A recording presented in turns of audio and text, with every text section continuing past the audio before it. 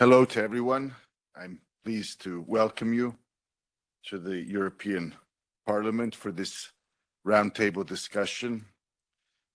I'm also delighted to say that the ECR group has recently created a working group dedicated to free speech that I am chairing, and we're taking this issue very seriously. So also in that capacity, I want to welcome you all. First of all, I want to thank ADF for their steady support on this issue. Adina is a good friend, and I would say the work of ADF is indispensable around the world for protecting fundamental rights and freedoms. So thank you. And Anna Zizola from X, thank you for joining us. We just spoke before the opening.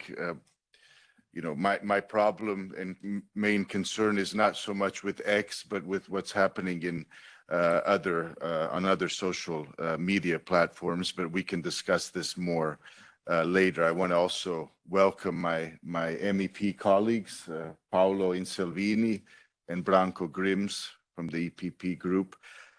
Thank you for coming. So, just briefly as an introduction, I would say that it's my conviction that freedom of speech is not a luxury. It's not something that is where we can compromise this principle. It's essential to a free and democratic society.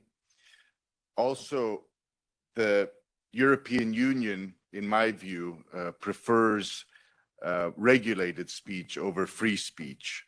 I don't think it's so complicated to grasp what is protected speech. Any belief, opinion, philosophical conviction, point of view on an issue should be protected by law. In Europe, we have something called the DSA, the Digital Services Act. It's coming up for review very soon. One of the main problems I have with this regulation is the concept of hate speech, which I find as a legal concept impossible to define, or at least to define well and precisely. So in other words, you don't know when you are violating it. It opens the door to various interpretations. We have the famous case in Finland where an MP is being tried for hate speech because she cited parts of Holy Scripture. So this is where this can lead. So in principle, we have a problem with this and the potential abuse of this kind of understanding. We have the case in Germany of a former Minister of Economy, Robert Habeck from the Greens, who reported over 700 German citizens for hate speech because they were criticizing him, or he found some of their comments offensive online, and now they're awaiting criminal trial in Germany. So I think when I say hate speech is speech that people in power hate, that's accurate in many cases. That's actually what we see, this tremendous abuse of power. And this is not the intent, of course, of this kind of, we should be protecting citizens' rights and not opening the door for this kind of abuse of power. So today I would like to have an open and honest debate about this. This issue, I think, deserves more attention, not less attention. We have the reality that censorship is always a danger, and we have EU members, including Croatia, that suffered under totalitarian systems, communism, for nearly 5 decades. And one of the first things the communists did, of course, was to crush any dissent and to completely take control over the public square and not allow any criticism or dissent. And it's happened before, and of course it can happen again. And I think we have to draw the lessons these very traumatic and bad experiences that many of our countries have faced. And I think that's one of the reasons, frankly, that there's a lot of pushback in Central and Eastern Europe to these kinds of measures and policies, because we know what censorship looks like. And but more recently, we must also mention the COVID pandemic and what was done on behalf of citizens' safety and security. There were lots of opinions and content that was censored that today is considered completely appropriate, mainstream, and in some cases medically correct, and citizens were not able to see this at the beginning. So we have to learn the lessons even from more recent history, not just from past totalitarian experience. So as I said, I prefer free speech over regulated speech. I have an issue with some of these legal concepts. We could, I think, elaborate more on this in the discussion. And so thank you for coming, and I will pass the floor to Adina. Thank you. Thank you so much for your remarks, and good afternoon, ladies and gentlemen, members of Parliament. I just want to start by thanking also MEP Bartulica for his keen interest in this topic across the years. So it's not something that some politicians take up as a topic because it becomes very fashionable, but it is really something that has stayed at the heart of Stephen's activity throughout the years. We see the fruits of that, the initial constitution right now of the working group on free speech for ECR. So we hope that will be very fruitful and will have deep impact within this House as well. Also, as mentioned, I thank the organization of this event within a very timely setting, because the review of the Digital Services Act is coming up in 2 weeks. According to Article 91 of the DSA, that review has to be done by the European Commission by the 17th of November of this year. So we have around 2 more weeks. And unfortunately, we do not have a lot of public information about what the Commission is doing about this. So we thank the opportunity to come together to discuss and see also what our reaction together as civil society, as politicians should be before the review and potentially after the review. For those of you who are not familiar with the organization that I'm representing, ADF International is a faith-based legal advocacy organization. We do litigation in courts as well as public advocacy across the world, and free speech is one of the key topics that we have. With 6 offices around the world, we're located at the main international organizations such as the Council of Europe, the European Union, the United Nations, and we have accreditation at the United Nations, as well as we're part of the Fundamental Rights Platform at the EU level. Now, turning to today's discussion on the Digital Services Act, I just want to give you a brief introductory remark on what it is, and then to focus from a legal perspective, so as a lawyer, on where we think that this act has issues, either in the wording of the act or in the application of the act. Now, the DSA is a legally binding regulatory framework. So we speak about hard and binding law, first of all, and that gives the European Commission authority to enforce content moderation on very large online platforms and digital services, which means more than 45 million users per month that are established or offer their services in the EU. Most of its provisions came into force in February of 2024, so we're still, let's say, young in the application of the Digital Services Act. There is still a lot to come and to interpret and to assess. But what we know is that platforms that fail to comply with it face massive financial penalties, suspension, individuals can suffer censorship, suspension from online platforms, and depending on the national law, criminal prosecution. The Commission proposed this with the intention, and I quote, that the DSA creates legal certainty, greater democratic control, and mitigation of systemic risks, such as manipulation or disinformation. I just want to start by saying that these are not invalid concerns. These are real concerns that any international organization or body has to consider.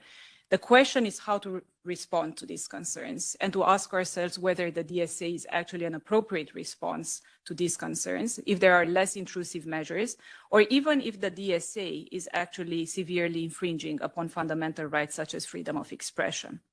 In my remarks, I would like to focus on a couple of aspects. The first one would be the scope of the DSA. So what is the DSA about?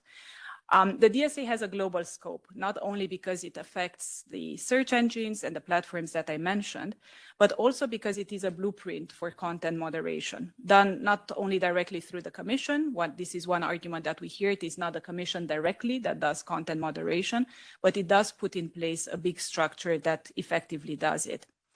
The key aspect of the DSA, of course, the hate speech is one part, but it's the illegal content. So the Commission says this is an answer to fight illegal content which exists online. And it is very difficult for anyone to actually say we are for illegal content, right? So this is very tricky. But from a legal perspective, you go and look into the definition of illegal content, which exists in Article 3H of the DSA. And that is a broad definition, and I'm being very generous now. It's a very broad definition. It defines illegal content as anything that is not in compliance with EU law or the law of any member state. So something that is not in accordance with EU law or the law of any member state, be it Germany, Croatia, Italy, and so on. We have a couple of concerns regarding this, not only regarding the definition, but also the cross-border application. Open questions. Does it mean that the lowest possible denominator can apply? We know in Germany there is a provision saying that it is illegal to insult politicians. Does it mean that a satire platform that is based in the US that may do a satire regarding the president of the European Commission, Ursula von der Leyen, might be deemed illegal in Germany and then applied throughout the different jurisdictions so that it's taken down throughout the European Union and also the world? That's an open question. The case of the Finnish parliamentarian Päivi Räsänen, also referred by Mr. Bartulica, one of ADF International's clients, gives a clear example of what censorship could look like under the DSA. Now, this case was not settled. It was not initiated under the DSA, but it does refer to online speech on X. And it's ongoing prosecution in Finland. Actually, last week we had the final hearing before the Supreme Court of Finland. And to give you a snapshot of what this is about, 6 years ago, Päivi Räsänen, a sitting member of parliament, a former minister of interior in Finland, posted a picture of a Bible verse and expressed her Christian views on sexuality on X. So the picture was there, and then people who were able to see that picture actually challenged that as illegal content and instigation to hate speech. That case went to trial. She was, as I said, broadly accused of hate speech. Then the public prosecution started looking into her positions that were really unoffensive in any way. Even if they were offensive, they wouldn't have fallen under this specific provision. And they also found out that more than 10 years prior to her posting that X post, she had written a book on human sexuality, which was published by the Lutheran Church, was a member of the Lutheran Church. Her husband is actually a pastor there. And that book had the blessing of the bishop. Now, the public prosecution said, we're not only going to put Päivi Räsänen under investigation, but also the bishop, because he gave the blessing. So this case started off very shockingly, as I mentioned, with just a Bible tweet, a picture of the Bible, and her saying, why is the church condoning this? How do you read the Bible? The case was dismissed or unanimously acquitted at the first two levels. However, the public prosecution kept on appealing and reappealing the case until she managed to get to the Supreme Court, which is the last resort nationally. And we shall see if that goes to the European Court of Human Rights. So why am I mentioning this case, even though it was not under the DSA?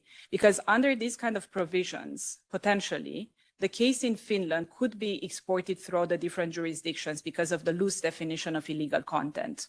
Once again, this is a legal type of interpretation of the definition of illegal content. We have not yet had cases regarding it, but these concerns have been also expressed by the US House Judiciary Committee in their report regarding the DSA, and a number of other advocates and scholars, such as Professor John Rosenthal, wrote on this.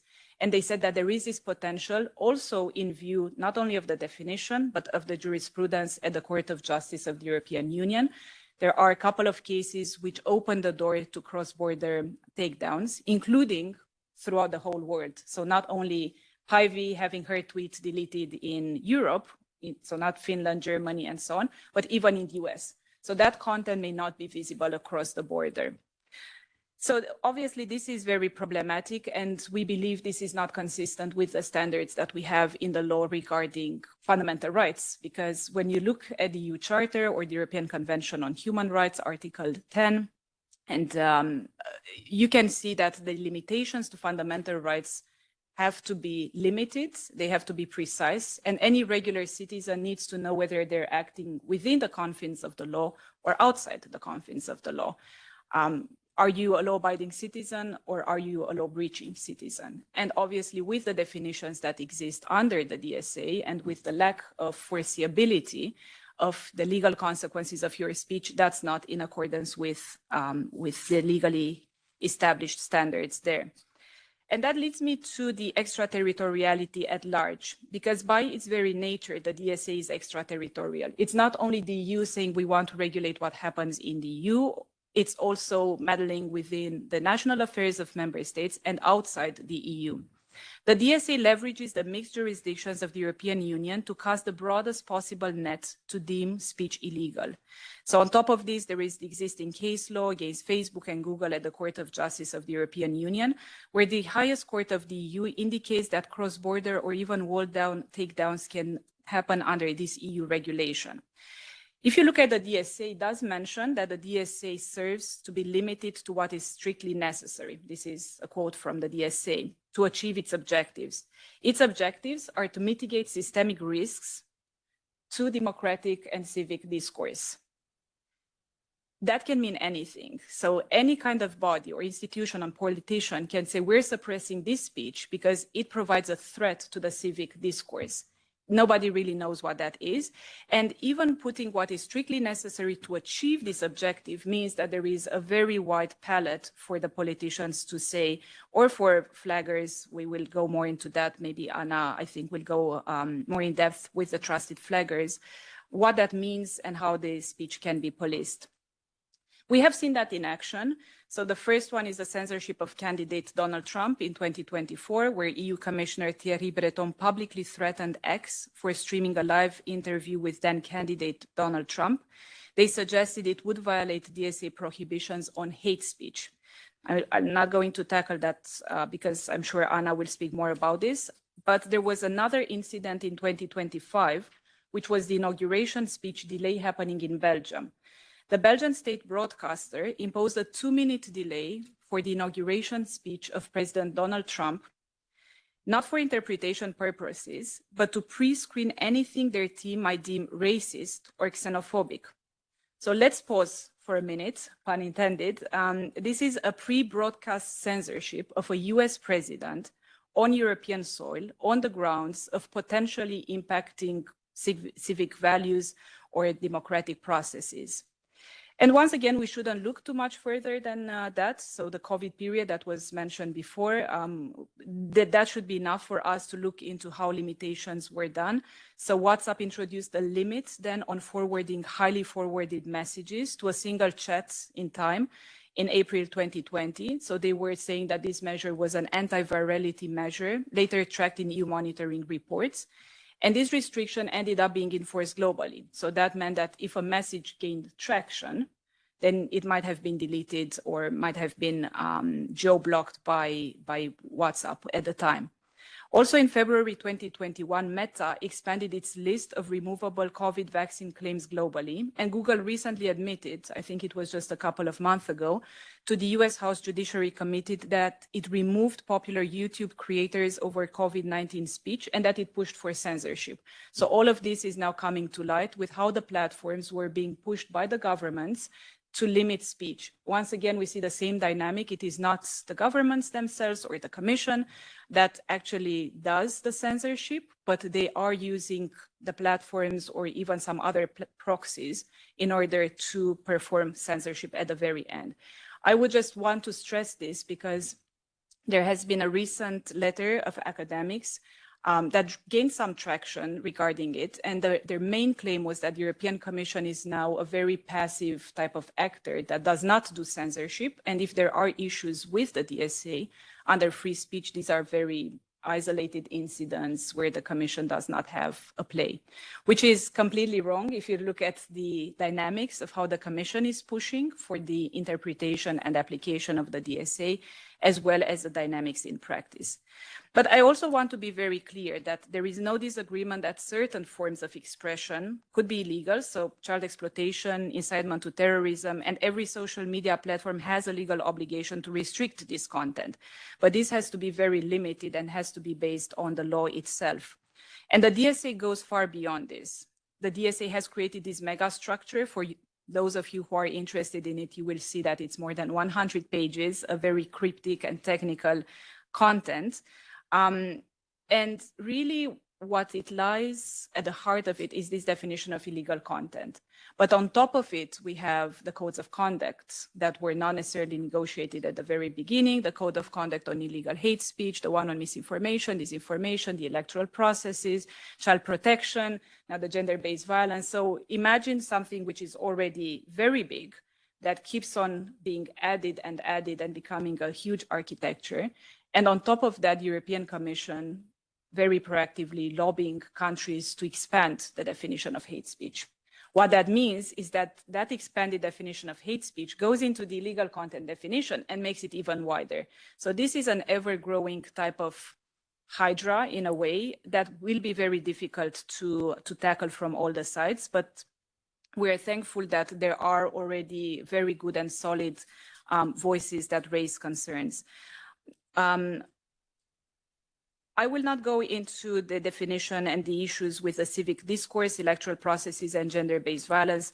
Just to mention regarding the response that has existed to the DSA, a couple of months ago, there were 50 European NGOs that wrote a letter to the European Commission where they expressed concerns regarding how the DSA could impact their speech online and how this could lead to a shrinking space for civil discourse and civic society. So I think this shows that in Europe there is growing concern. And so it's not only coming from the US or it's not only coming from the big platforms, but there are NGOs that are based in Latvia or Lithuania or Bulgaria or Romania that say this is actually impacting my ability to perform my mission, be it as a faith-based organization or a church or a pastor that wants to freely share posts or freely wants to share sermons. This will obviously have an impact on how we can share that information. And last month, we at the ADF International helped steer a letter to the European Commission, to the President of the European Commission and Commissioner Virkkunen, with 113 top experts on free speech, a couple of MEPs as well. So we thank Mr. Bartulica, Mr. Grims that signed the letter. And in that letter, there were concerns on extraterritoriality, but also the application of the DSA in view of the freedom of expression and limitations that exist. And you have a copy on your tables. That letter is still open in the sense that people can add names even after we have sent that letter to the Commission, because we feel it is important that this is built up in a movement. It is not an elite type of action only for specific members or specific academics, but really for everyone to raise their concerns. Just to mention that within these 113 global free speech experts, we have the Vice President of Yahoo Europe, the founder and General Secretary of the Free Speech Union, awards-winning journalist and author Michael Schellenberger. We have a lot of people that are key in the free speech side. And actually also Mr. Kartheiser here, I realized, was one of the signatories of the letter. So thank you very much for coming and supporting this initiative. So what can we do about this?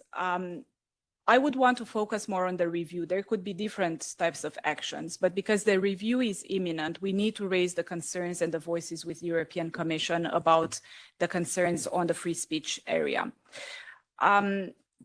First of all, from what we know as an NGO, the European Commission has not disclosed in any way the list of stakeholders or the list of NGOs, the list of platforms, the list of different actors that they have been involving in the review process.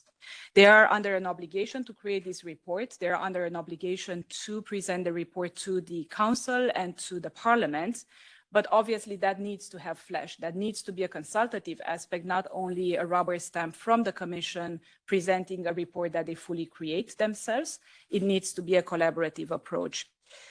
In regard to this, there was a group of MEPs that sent a written question to the Commission. I know Mr. Kartheiser was also one of the leading voices there, in which they were asking to clarify the review process. In essence, the response was very skimmy. It said that the Commission is involving unnamed stakeholders within an unnamed type of time frame. And there was a follow-up question to that, and I understand that more responses are still waited, but the Commission is not actually clarifying that. So the Commission should be demanded a rigorous review, not just a rubber stamp. It should be demanded that the review process be transparent. We speak about transparency, but what about this piece of legislation that can end our civic freedoms online? Nobody's speaking about this. It needs to be impartial. So what are the NGOs that actually were involved there, or the platforms? Are they one-sided? How were they selected? Are these NGOs that actually get the money from the European Commission? Because there are also, I can tell you, a lot of NGOs in our sphere that get funds from the European Commission. So there is an obvious lack of impartiality there. And also this review needs to include a robust analysis of the DSA's compatibility with free speech. This is the key argument. This is the key aspect and the key concern regarding this. So it's not enough to say that the DSA respects free speech. It is necessary to actually go into detail how this can be respected and how can this be safeguarded. And I will just conclude by saying that as elected politicians or people in the free speech area, you have your own national links with, you get the feel, you get the temperature on the ground. You may know of cases, you may know of abuses either coming from the digital service coordinators or the trusted flaggers or the government or the platforms themselves. We at ADF International are happy to provide legal expertise. It's all pro bono.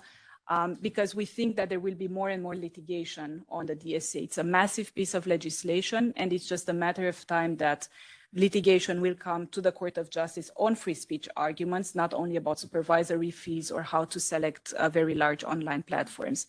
There would be a lot to say, but I will stop here also to give Anna the opportunity to speak into this, and I'm looking forward to questions and answers. Thank you. I would just add on the question of trusted flaggers. The reality is that users and the citizens in general have no idea who these people are. They're anonymous, many times, I would say, obscure NGOs that have been empowered to do this work. And I think there's there's a need to reveal this to the public, so people who are using these platforms on a daily basis know who's monitoring and who has the right to report certain content. So thank you for that. We'll open the floor to questions. If you could just briefly introduce yourself before your question or remark. So I'm opening the floor now.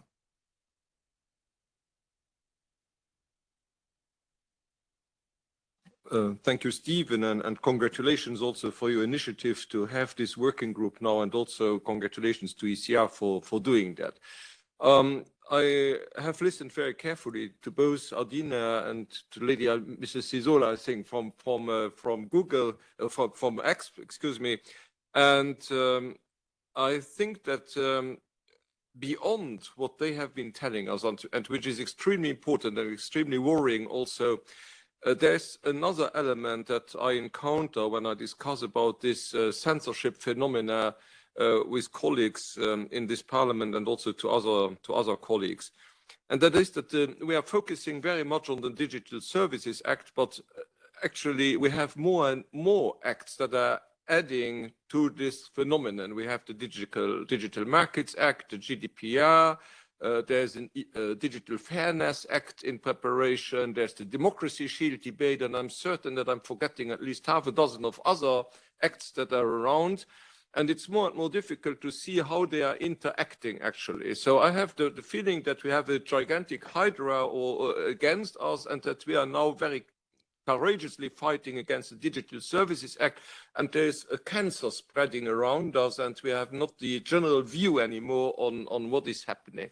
So it would be perhaps useful to have this general view also, to see how these different acts interact and where we have to attack them. I think it's very useful that we focus on the Digital Services Act, but I have the feeling it's not enough anymore. So we have to broaden the debate and also maybe talk to the Democracy Shield and other colleagues who are experts in this to see how we can interact and fight the cancer instead of only taking one cell of it. Thank you very much. You want to comment? Yes, I think that's very true what you mentioned, that it's what in the US has been coined as the censorship industrial complex. It's a complex that keeps on growing. And it's true that also us at ADF International, we're focusing on more than just the DSA. Why we have been focusing especially on the DSA recently is that we see it also as a symbol that is expanding, but still it is a symbol that once it is tackled or to some extent defeated, right, in its sensorial effects, that sends out a message. We can't fight all the fights. That's impossible. We have limited resources in limited capacity, but it's true that we have to be aware of the wider context. And as a matter of fact, our executive director, Paul Coleman, who also wrote the book on Censored, How European Hate Speech Legislation Affects Freedom of Expression, he made an overview of the different acts that have been passed by the European Union for 20 years. And it's just amazing to see how it keeps on expanding and building on one another. And that could be maybe an initiative for the working group for freedom of expression within ECR to have various type of meetings where there could be a first meeting where it's expanding on these different acts and maybe how to tackle, and then a zoom into DSA, a zoom into the European Democracy Shield. That's something that, of course, keeps us very concerned, and we're following that process.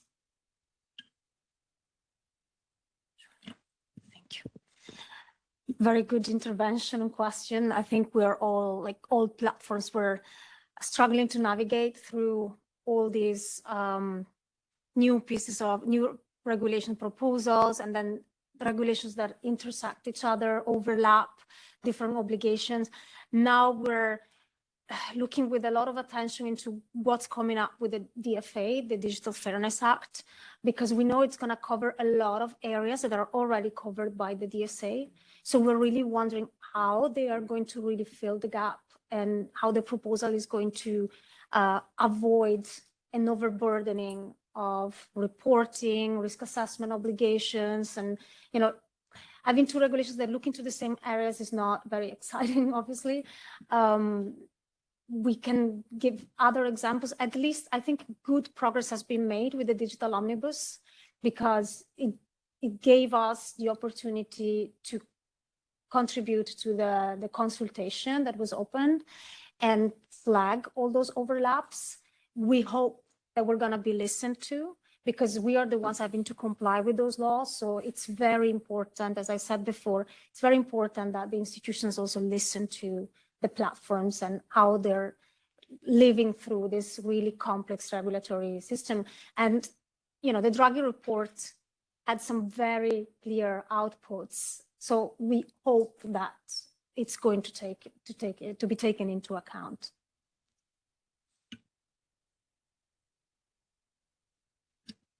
Good morning. Thank you for holding this most interesting session. I'm one of the signatories. I'm with NBIC Ethics. A lobby has been in place since 2017 on ethics of new technologies, including AI, etc.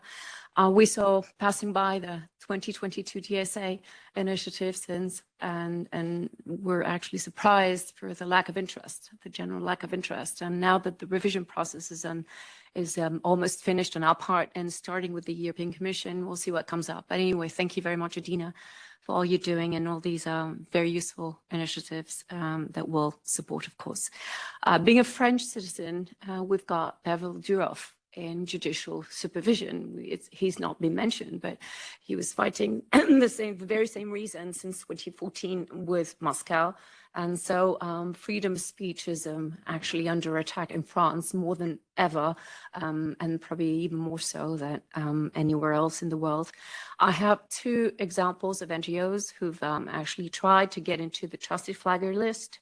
Fondation Jérôme Lejeune, who's actually the first investor in research programs for Down syndrome and the likes in France, and this is more than 10 million euros. They've written to Aurore Berger, by then Minister of Equality, and never got an answer. You know, it's just, hate speech against the handicap does exist on the net. So there was very solid ground for explaining that we can go that way. No answer.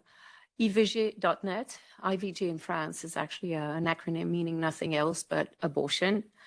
And Facebook is actually taking up to 20 days to post their posts now. So they're muzzling them, despite the fact that they're placing ads. They have a monthly ad subscription, and it's actually ramping up. So we've got very substantial examples of people in our realms. So my question would be, how can we expand beyond in the general public? How can we raise awareness of people who might not be, in the cornered, radicalized, pro-immigration, pro-abortion, pro-LGBT, et cetera, circles, but yet not fully aware and probably not in a common understanding of what that could mean to them. Broadcasting has been done by MCC. I think this is something that needs pedagogy, a lot of pedagogy, needs our combat here in this arena, but we need to make sure that our voices are heard outside of the European Commission, who would probably not lift a finger till the end of the process anyway. Thank you very much. Oh, just to add that the trusted flaggers in France are, as I said, pro-immigration, pro-LGBT rights, pro-abortion, et cetera, et cetera. Thank you. Yes, thank you for that. Before I pass the floor, I want to just say that it's very good that you mentioned the case of Pavel Durov. This was, to me, a shock that he was arrested in such a way in France. If they can, act like this towards the owner of a app that has 1 billion users, then ordinary citizens should be very concerned indeed.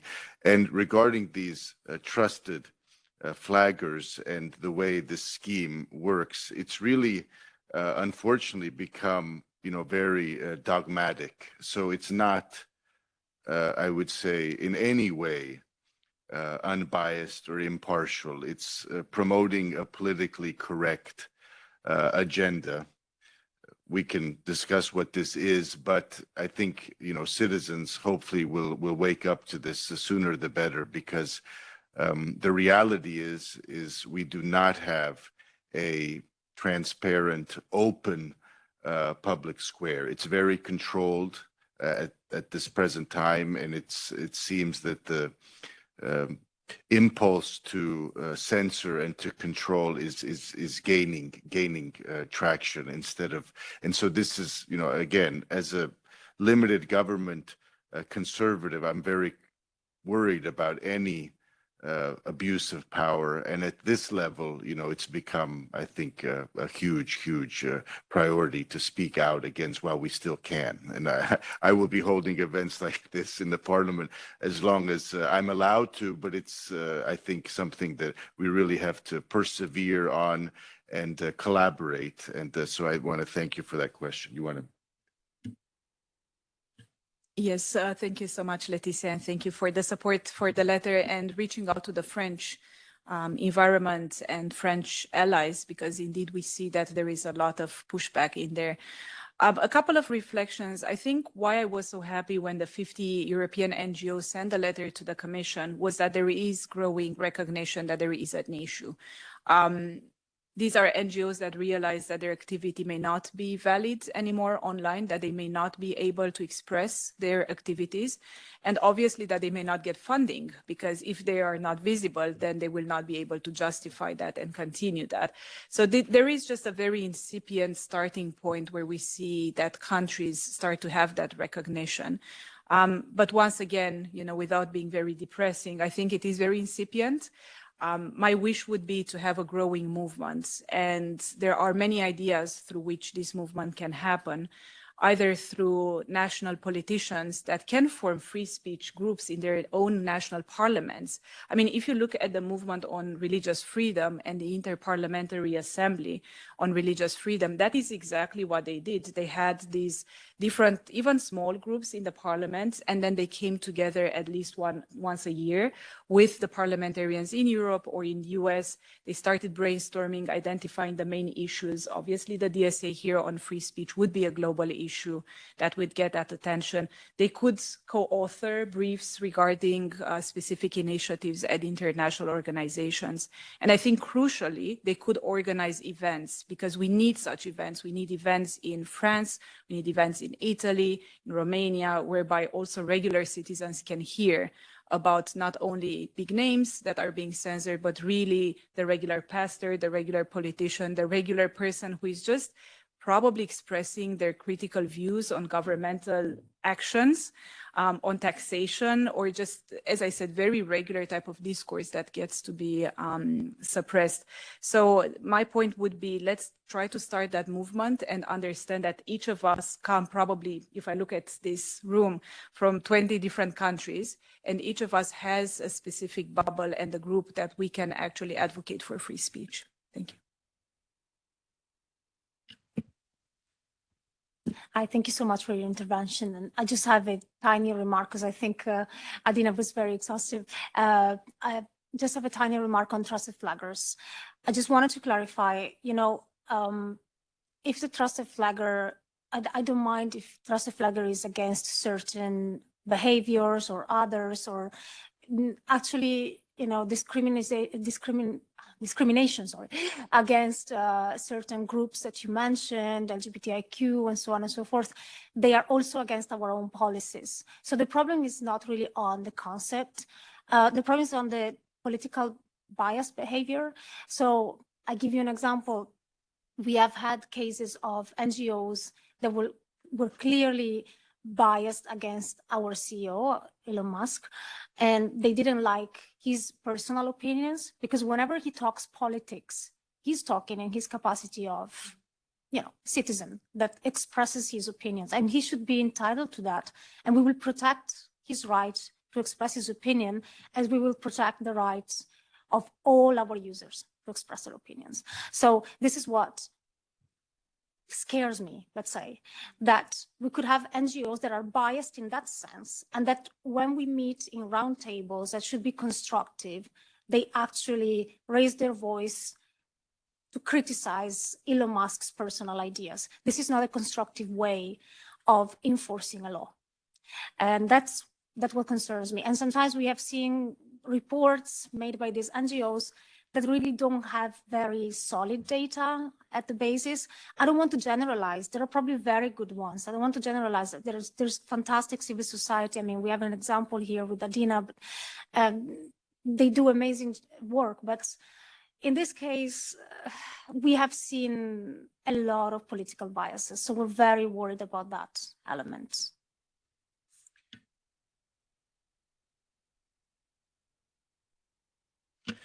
Grazie Steven, grazie per l'organizzazione di questo bellissimo evento. Sfrutto l'occasione, visto che c'è l'interpretazione, per parlare italiano. So che qualcuno mi capirà, qualcuno invece dovrà usufruire della traduzione. Comunque grazie di cuore per l'organizzazione di questo evento, che dà seguito anche a quello che ci siamo detti un paio di settimane fa a Strasburgo, riguardo all'impegno che dobbiamo mettere come rappresentanti di una destra conservatrice o di difensori della realtà e della normalità, perché siamo semplicemente questo, che devono cercare di far capire ai tanti nel nostro mondo politico e anche nel mondo cattolico, se così possiamo chiamarlo, che c'è un reale pericolo.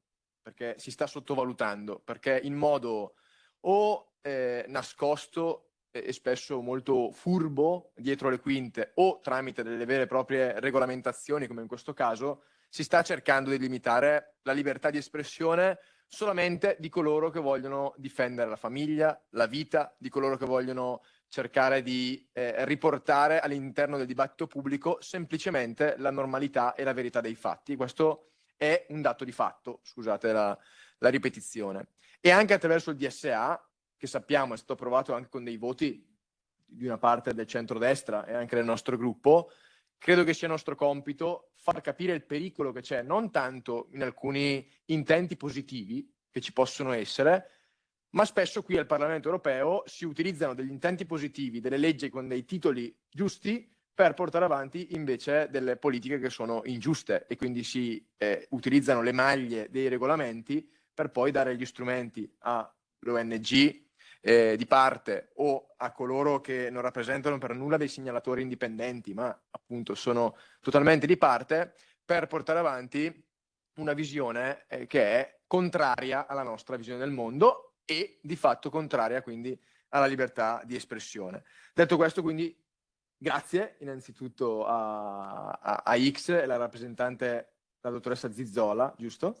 E grazie ad Adina per quello che fate, ognuno nel proprio ambito, perché da un lato si lascia la libertà alle persone di poter esprimere quello che credono, che pensano, anche quando esprimono posizioni contro il mainstream, e dall'altro lato grazie invece a chi ogni giorno cerca di difendere questo nostro diritto. Credo che abbiamo appunto come rappresentanti politici questo tipo di responsabilità e dobbiamo lavorare, questo lo dico più che altro ai colleghi e a Steven che è nel mio gruppo, per cercare di far percepire questo pericolo che è sempre più evidente, lo vediamo meno forse, anche se cominciamo a vederlo in Italia da certi punti di vista, ma in tante nazioni europee stiamo vedendo che quando qualcuno, come nel caso di Päivi Räsänen, si limita semplicemente a riportare un passo della Bibbia, viene censurato o addirittura incriminato, e questo è davvero incredibile, ci dà il segno di quanto si stia andando nella direzione sbagliata. Faccio una riflessione, tra l'altro quelli che portano avanti questa visione contraria all'uomo e alla donna sono gli stessi che invece lasciano totale libertà a cose che sono illegali o comunque la favoriscono, perché sappiamo che si chiude un occhio o due quando ci sono dei reati legati allo sfruttamento delle donne, si chiude un occhio quando si parla di pedopornografia, quindi crediamo che insomma anche questo sia una conferma della malafede. Noi invece dovremmo cercare di essere più duri quando si parla di reati veri e propri, quando si parla di sfruttamento sessuale delle persone o di indottrinamento riguardo all'ideologia gender o a tutto ciò che è contro la realtà dell'uomo e della donna, e dall'altro lato invece cercare di lasciare la totale libertà alle opinioni. Questo invece non viene fatto. Quindi chiedo innanzitutto dal punto di vista politico e associativo come possiamo fare in modo, già avete risposto in parte, però di continuare a favorire questo tipo di messaggio, e dall'altro lato alle piattaforme, oltre che un ringraziamento, anche cercare di capire insieme a loro come possiamo fare, da un lato coinvolgerli sempre di più qui al Parlamento europeo, tutte e non solo quelle che quantomeno in passato hanno dimostrato di essere molto di parte, altre, e dall'altro lato invece come cercare di trovare dei metodi qui anche tecnici per cercare di combattere quelli che sì sono dei pericoli, perché il pericolo dell'adescamento sui social o su internet, il pericolo della pedopornografia e dell'indottrinamento gender, credo che questi siano dei reali pericoli e quelli sì vanno realmente combattuti. Lì non si tratta di censura, ma si tratta semplicemente di buonsenso. Thank you for that comment, Paolo. I want to just add that regarding pornography, I think there has been a very flawed interpretation of this in also the United States. In my view, pornography is not a form of speech. It is not a form of speech. It should not be in any way protected speech. That it should be treated as a different category. So this is important because those pushing to keep pornography legal and very accessible want it to be treated as another form of speech, which it is not. Any other questions?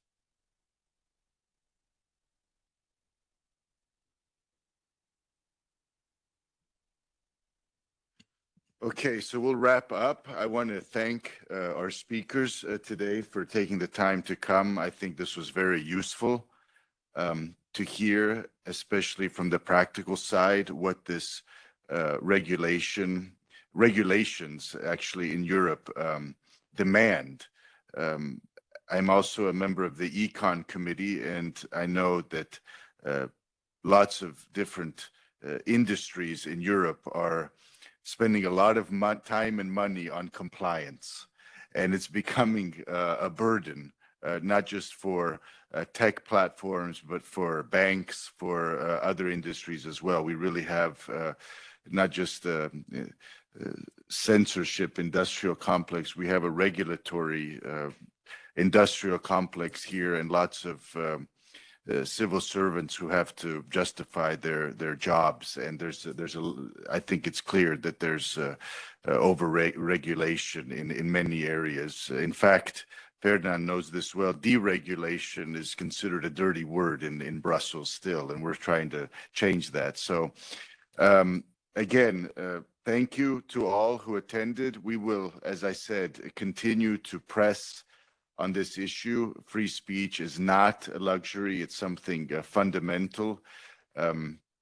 We will be watching for abuses of power and how these laws are being implemented.